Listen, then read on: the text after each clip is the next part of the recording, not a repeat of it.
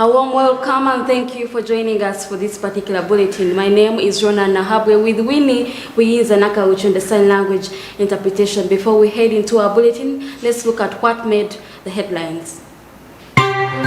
In business today, Parliamentary Committee tosses 31.9 billion supplementary budget from Health Ministry. Priorities presented deemed unworthy. Fishing ban on Lake Kayumba and Chahafi in Kisoro have been lifted as USA Resilience Project clears area for use. Uganda's poor road infrastructure sways business and profits. Transport expenses eventually slapped on commodity prices.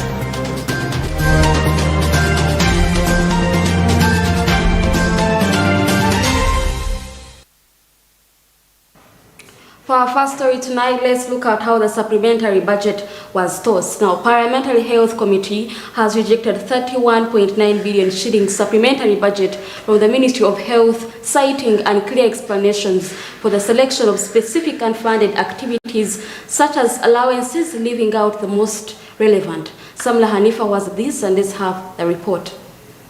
Questions have dominated the supplementary budget presented to Parliament by the Health Ministry, eventually prompted rejection. Priority financing has been fenced around activities such as outstanding staff allowances during prime COVID-19, valued at 8.1 billion shillings, court reparations award to Sino Africa Medicine at 11.5 billion shillings, supervision of International Specialized Hospital Ruvoa at 2.7 billion, among other quotations. This has been unwelcome to the Health Committee that ultimately tossed the budget.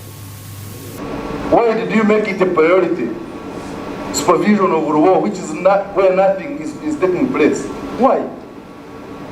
Sincerely, you need to furnish us with the status about of Ruvoa super specialized hospital. You need to tell us what has changed. You need to tell us why it is the priority of Ministry of Health and the government of Uganda. Supervision of Ruvoa super specialized hospital. Now, oxygen plants. I see this company called Silverbacks, and you know the owner. Don't you know it? Don't you know the owners of Silverbacks? Should I tell you? The owners of... Now, yes,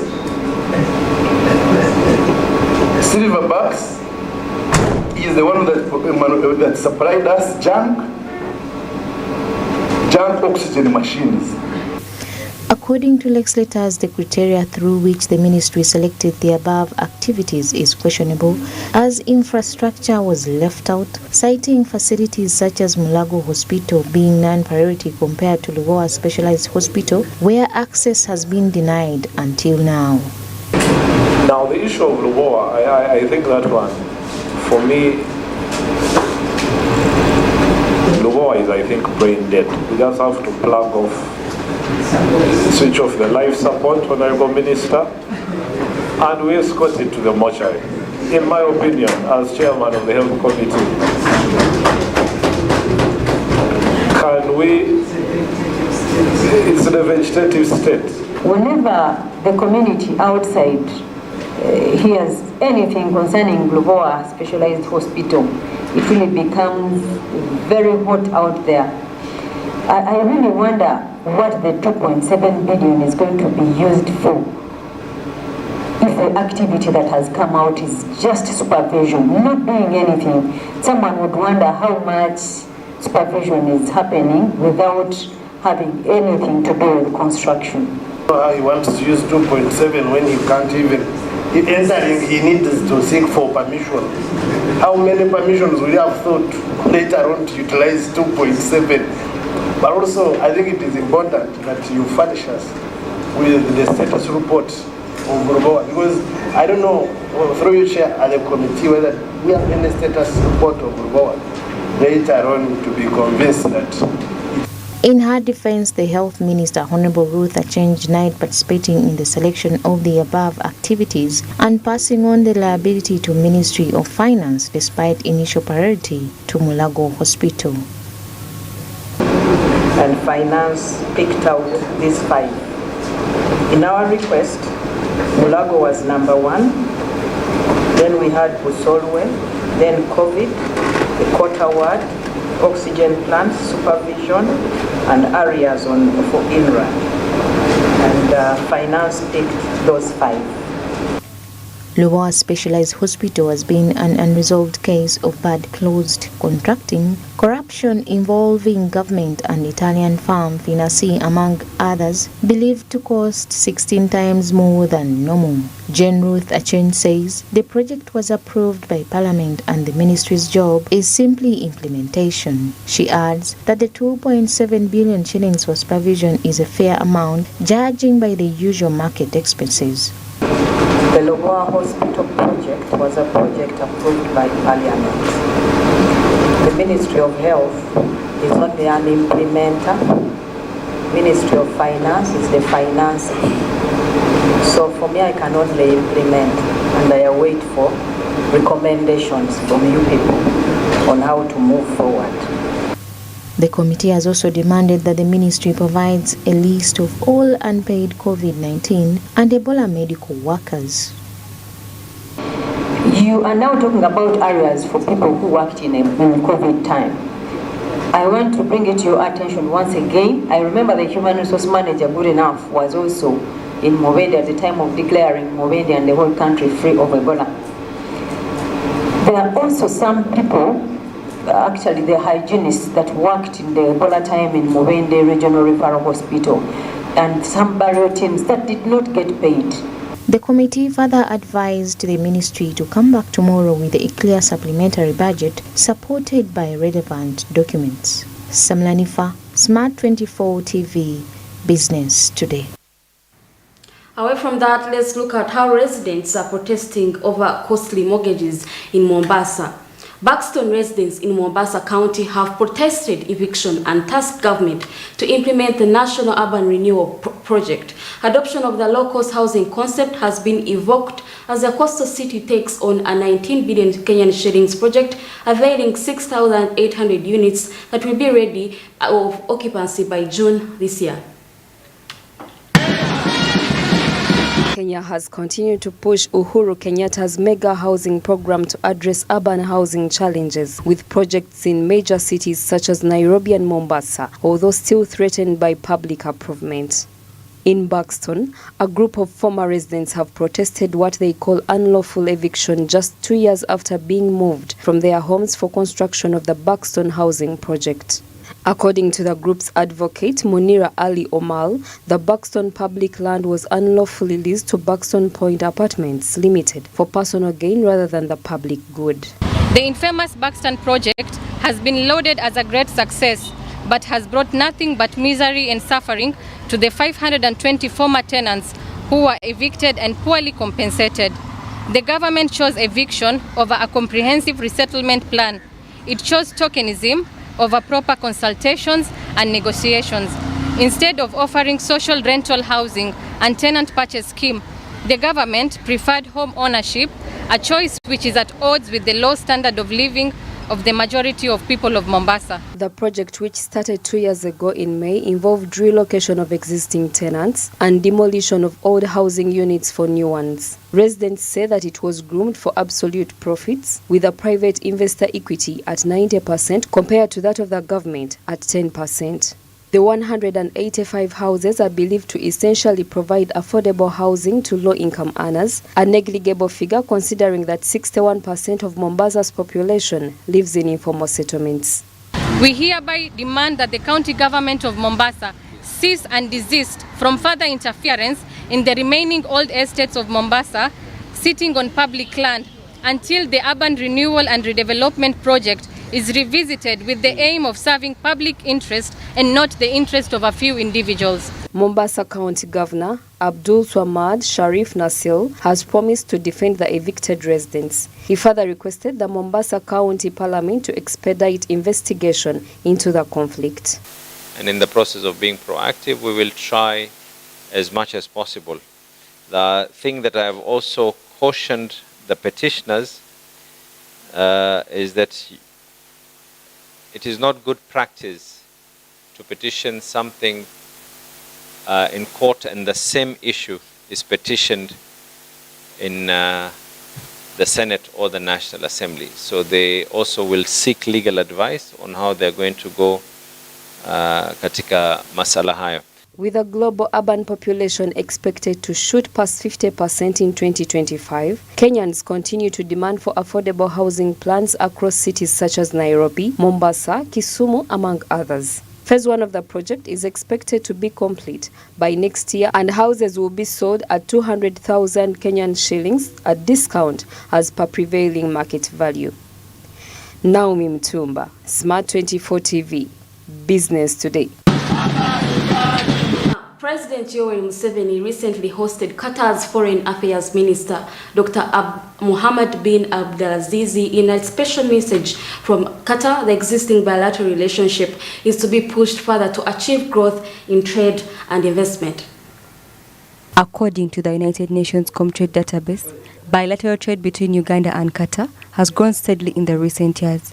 In 2020, for instance, Uganda exported goods worth $21.6 million, 17% more from the previous year, majority from agriculture. Meanwhile, Qatar's exports to Uganda amounted to $3.3 million, a 32% decrease, exporting mainly petroleum and related products. What we need is a new ideology, ideology of patriotism rather than sectarianism, and then solving these short-term issues.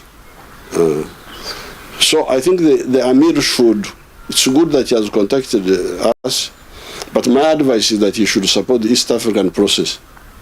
The president of Burundi is now there. His Excellency Kenyatta is there. For us, we are supporting them. And there is no way we can fail to solve this problem, because we have the capacity. Qatar's investment in Uganda has been noted mainly in infrastructure. In 2019, Qatar Investment Authority, the country's sovereign wealth fund, acquired a 49% stake in Uganda's largest power distributor, Umeme, for $200,000 million. Such is expected to improve the investment portfolio and boost economic growth. Your valuable advice today is highly appreciated, Mr. President. And we agree with you that Qatar's strong support to the East African Committee is very essential under the African Union, and we have raised this issue to the African Unions themselves, that Qatar will never create a separate another track, but to support the actual process that has been signed either in Nairobi or in Luanda. Going forward, there is a significant potential for growth in trade and investment between the two countries. Uganda's multi-production model with a strong agricultural backing and Qatar's strong economy and financial resources present opportunities for mutual benefit. Martha Nimsima, Smart 24 TV, Business Today. Away from that, let's look at how loose loads sway turnover. Uganda's poor road infrastructure has been linked to the drop in business growth and turnover. The flow of logistics across East Africa has been affected by the sloppy network, inciting maintenance mechanisms such as levies and penalties that have been translated into expenses.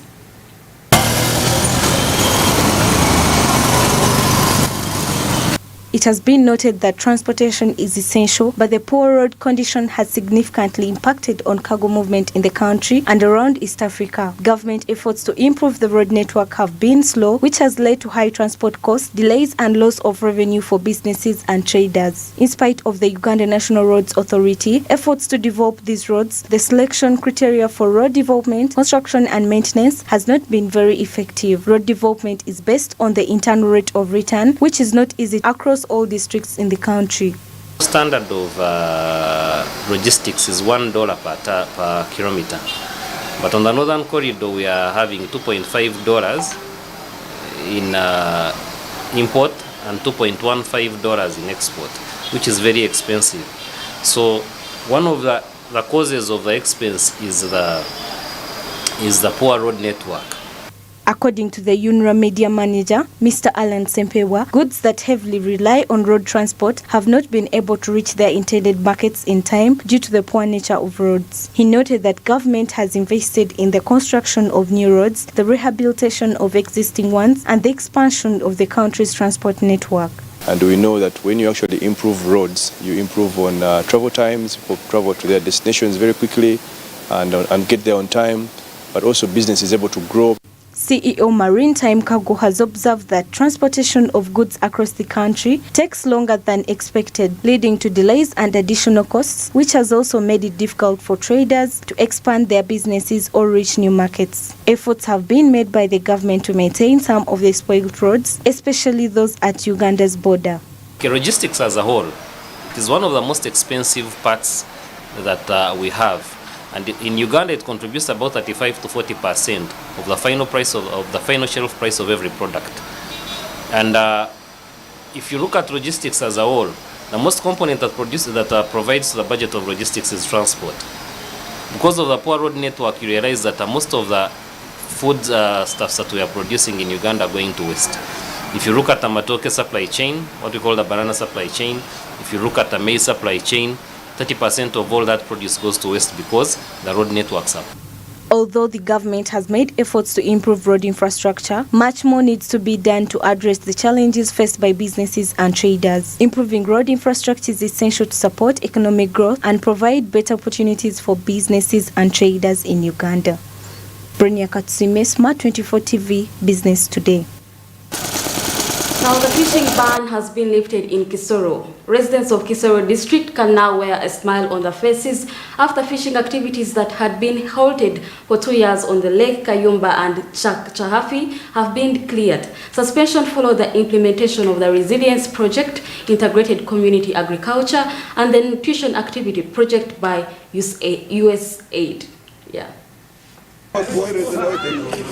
Abel Bizimana, the Kisoro District LC5 chairman, has lauded the Integrated Community Agriculture and Nutrition Activity Project ICAN, a resilience project funded by USAID covering Chigezi, Acholi and Karamoja sub-regions since 2018. He appealed to residents living near Lake Kayumba and Chahafi to employ good farming methods in order to conserve and develop the fishing industry that has been boosted by over 1,000 species introduced. We have seen some results, especially what we can witness today about the fish stock in these two lakes of Chahafi and Kayumbu. I'm encouraging people who are having gardens on the hills surrounding this lake, where there are 9 villages. These villages must practice good agriculture so that we don't see silting that will choke the lake, will cause a lot of damage, and then we lose the stock of fish we have stocked with government. Kisoro District Speaker Mr. Amos Hakizimana called upon residents to protect the 2 lakes representing their main source of livelihood, adding that the area will be conserved for fish and tourism industries. Hakizimana also revealed that Kisoro District local government will try to create fish ponds to conserve other fish species to be introduced. I thank the chairman and the ICAN for the proposal of involving this fishing site into tourism. This we are blessed to have these features, and with tourism, our people would exactly benefit from it. That is to say, to earn a living and some income for themselves. District Vice Chairperson Mr. Agustin Badiaroha noted that insecurity in the area has gravely affected fishing. Overcultivation has minimized the fishing farming space as cultivators reach buffer zones, leaving no space for fish to feed.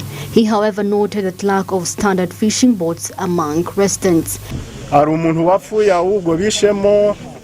has been lots of insecurities in this area. People are fighting each other every now and again. There is also a problem of lack of boats that made it difficult to cross over to the island.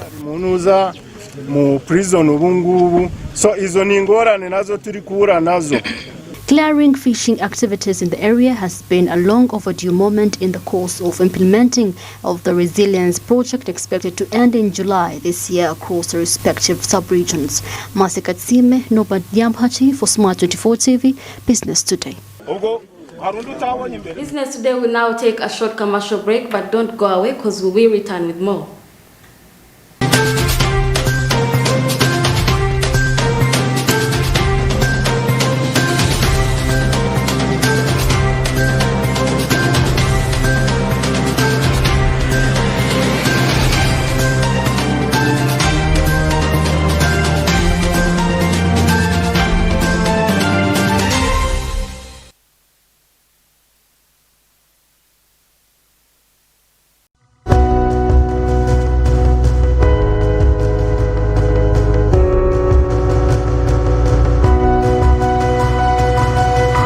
Smart 24, driving business.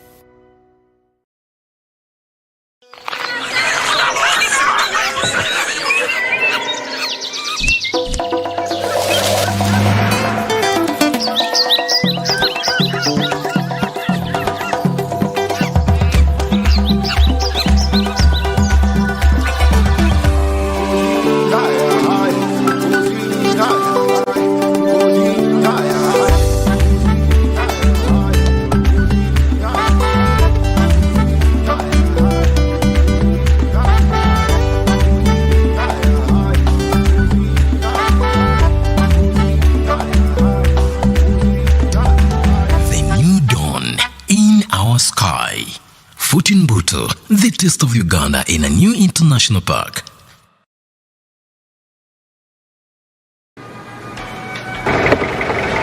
He must be rich, tall, handsome, from a respectable family. He must have a maid because at our home we do not work. Conductor Masao. What? Overdolo byokusimu. Yamunange anti yo TV enkolera. Nyumiro omulembe omupya ogujjudde ebisanyusa omuli emikutu gya TV egisukka mu 8 n'egya radio nga kwotadde ne zifirimu ng'osinziirira wonna w'oli. Genda mu App Store oteeke app ya UTV channels ku simu yo olwo onyumirwe ennaku 3 ng'olabira bwereere ewatali kozesa data. UTV channels. Don't miss on Smart 24 TV.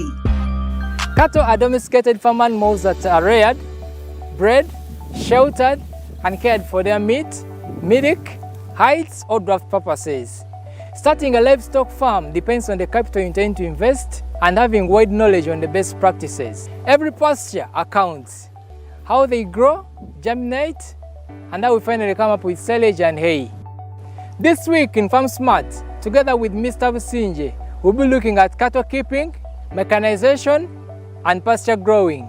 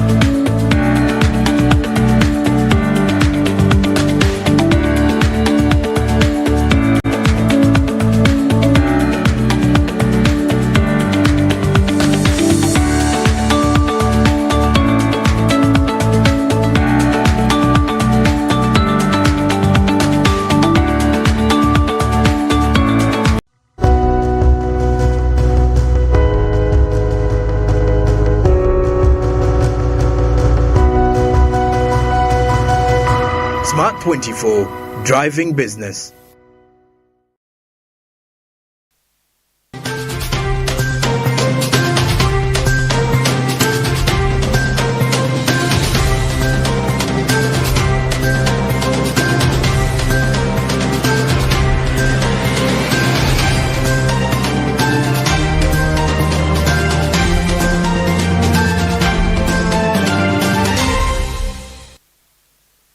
You're welcome back from that short commercial break, and thank you for sticking with us.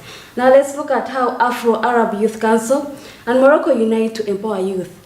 In a move to strengthen economic ties between Africa and Arab nations, a development partnership between the Afro-Arab Youth Council and the Moroccan government for the youth being exploited is being put in place, and let's have the details. The Afro-Arab Youth Council has continued to push the Arab League legacy on economic growth and empowerment, as illustrated by the former and fallen leader Colonel Muammar Gaddafi. The partnership with Morocco, announced during the African Arab Summit in Marrakech, will focus on promoting trade and investment between two regions and involved parties such as Uganda, whose surging youth unemployment will be partly addressed as agriculture, energy and infrastructure projects emerge. Union, because there is a war. There is a war we're waging, but it's not a war, I mean, the conventional war. It's a war against poverty.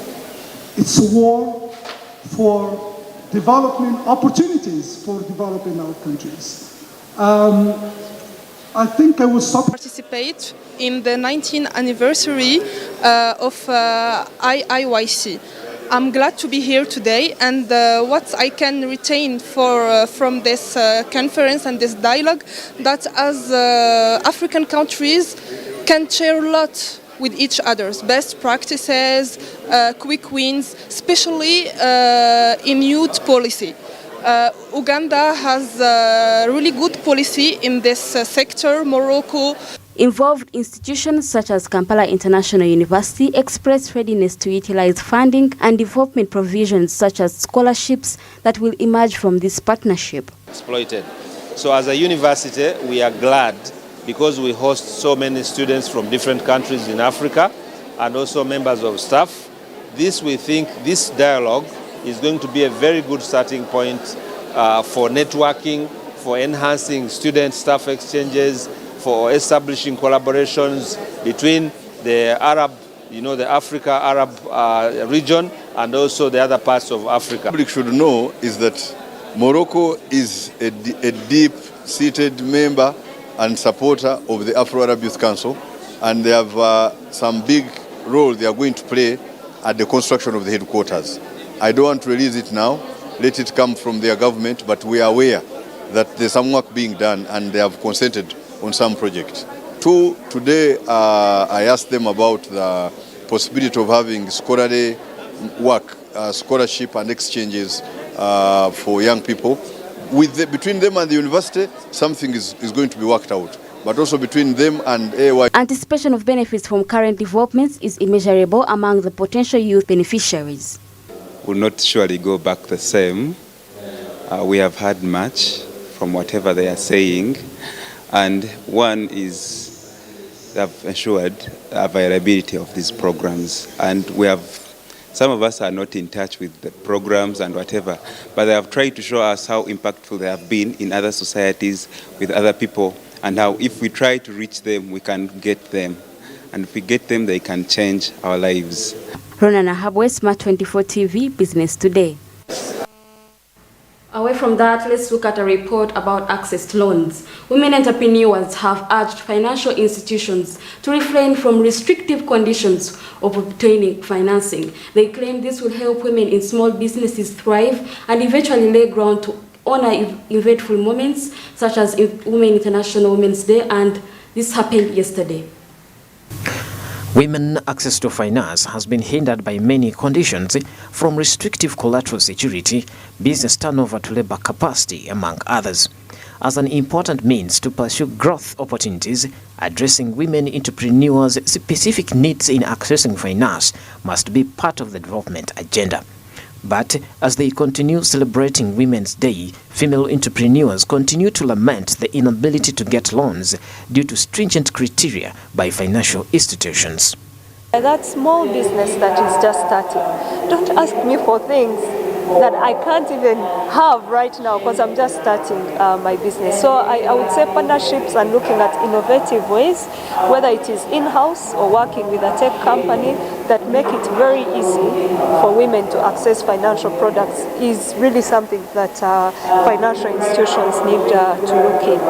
There are some that are already doing it. We're going to do away with the narrative that women own small businesses. It's time for women to actually own businesses that cross borders and, be CEOs. Women believe that most financial systems have been designed by and for men. Therefore, when a person requires a business or a personal loan, the lender asks for collateral such as land and house.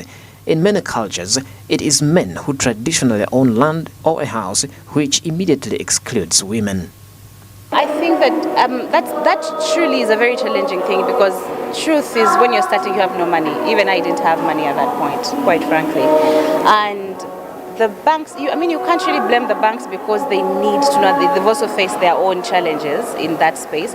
But there's also a lot of other, not a lot, but a couple of other banks that I have known about that have had certain programs running, different circles that have actually come up and have certain programs running where they're able to actually give money to someone without having to have this land and whatever. You might need, guarantees and stuff like that, which you should have, but without the heavy stuff, because you need land, you need to have property, you need to have these things.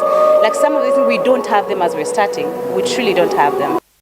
It was created. A lot of women have amazing ideas, but accessing funding is one of the hindrances for that. A lot of the financing institutions ask for collateral, like land titles, logbooks, and very many women don't actually own these things.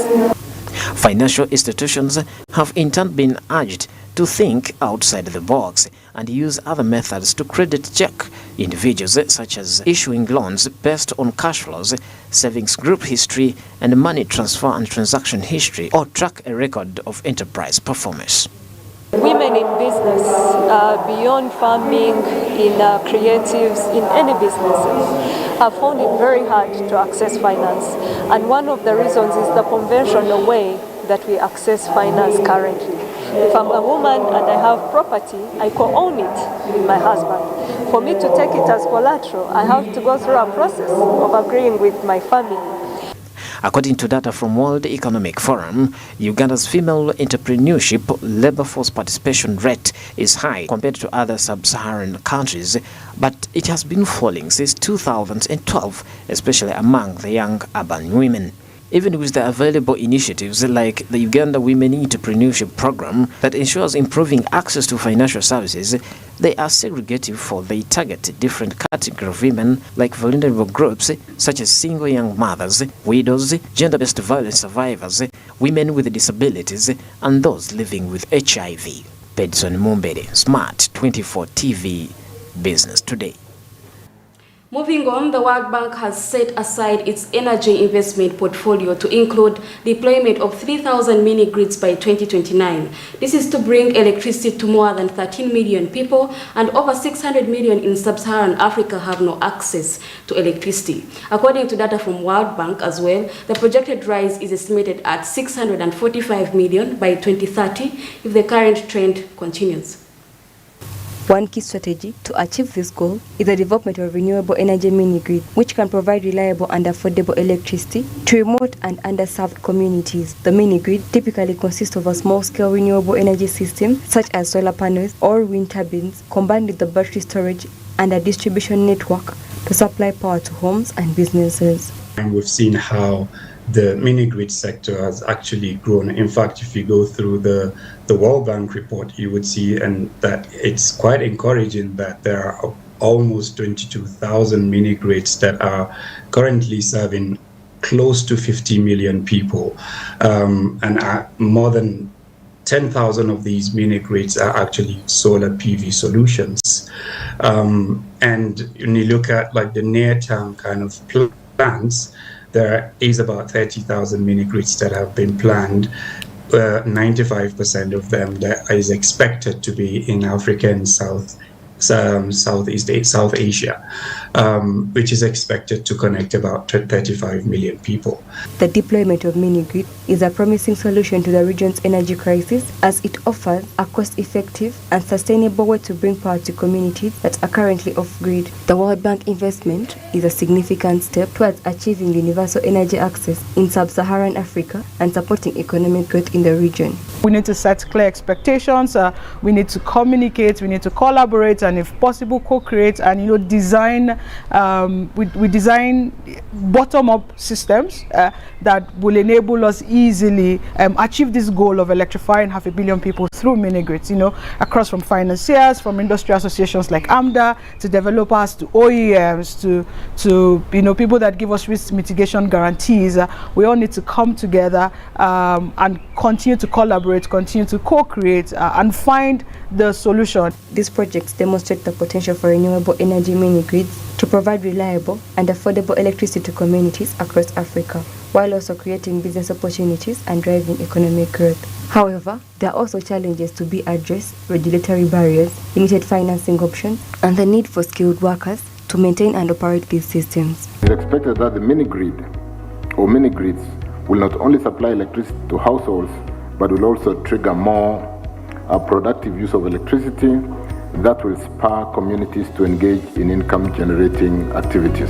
Overall, the investment portfolio is a critical step towards improving the lives of millions of people in sub-Saharan Africa and unlocking the full potential of the region's economy. It is expected to bring electricity to over 30 million people in the region. This initiative has the potential to transform the economic landscape of sub-Saharan Africa with increased access to electricity, leading to greater opportunities for businesses and individuals. Tonight in our coffee court, and as Ugandans tend towards the program-based budgeting, the East African integration holds key areas that need redress, such as infrastructure. Fred Makubia interacts with Simon Kaheru to understand how best this expansion can be handled.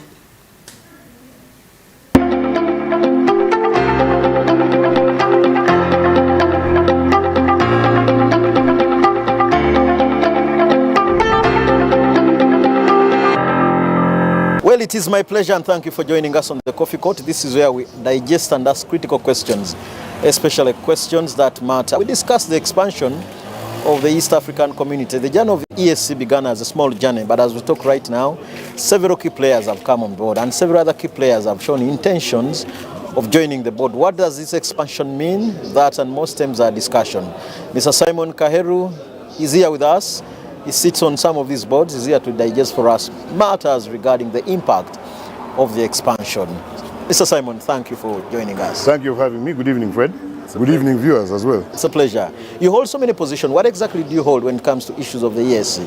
Okay, at the ESC, I am on the board of the East African Business Council. I'm the Uganda chapter chair of the East African Business Council, which automatically makes me vice chair of the